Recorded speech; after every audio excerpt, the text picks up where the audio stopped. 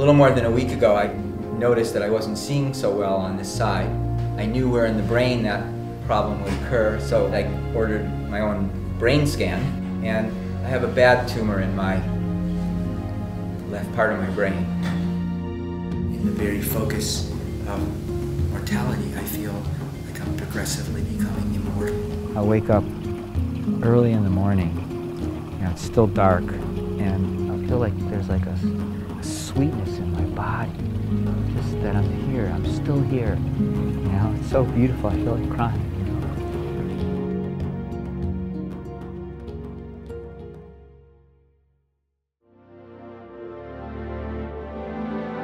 I woke up early this morning with this thought of this rare neurological condition called alexia without agraphia. You lose the ability to read, but you can still write. But once you write something, you can't read what you wrote. I want to just remind my surgeon about this. I'm getting ready to come in tomorrow. Can I just ask you a question? He said, sure. He said, do you know about this condition, alexia without agraphia?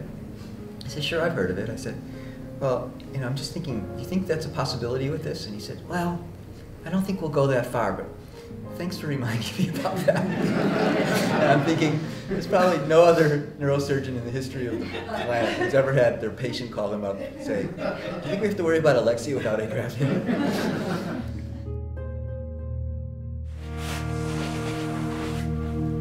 Yeah, I have this relationship with books, and I don't really have it anymore. I have like a memory of a relationship with books. I don't know what to do with it. Pammy keeps saying, you don't know that you're not going to be able to regain your reading. This is an interesting book that who gave me this? This is the Carl Jung book on all of his dreams. Hey Max. Hello.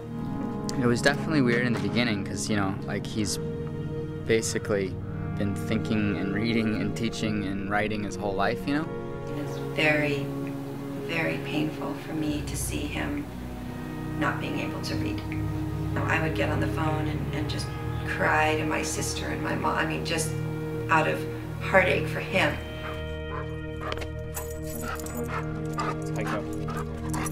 Guys, I've just spoken with Gerald. It will take 2.5 to 3 days to complete. If one day I woke up and I could actually look at my BlackBerry and say, wow, I know what that word means. It's so cool.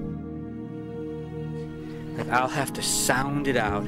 That's an M, not an N. Like one at a time. So that's when I usually say, okay, stop doing this to yourself. It's too difficult.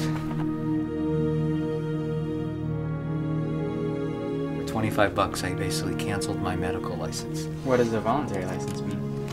It means that I can treat my family and friends. I can't charge anybody for medical services, which I really had no intention of anyways. But it's kind of like a big thing to basically say, I'm no longer practicing medicine. But do you see some place here that this would make sense for me to put this?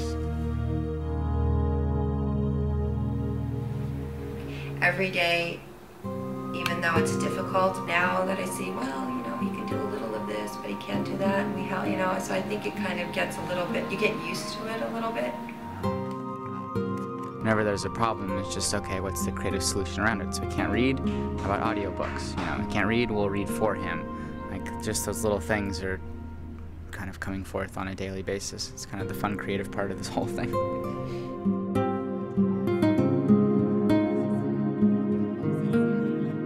We're all happy to be helping him. It's like we all see it as an opportunity to just help a little bit more and give back because he's given so much to all of us. So, yeah, now it's kind of fun.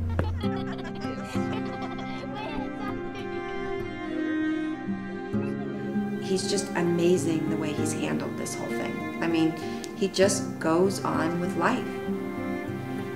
I'm so scared and so sad, but on the same hand, he's here and we're here together and we're just kind of living our life right now. It's funny, I was thinking this morning, I was up really early and like, what's the word that describes the feeling in my body? And it's like, it's succulent on some level.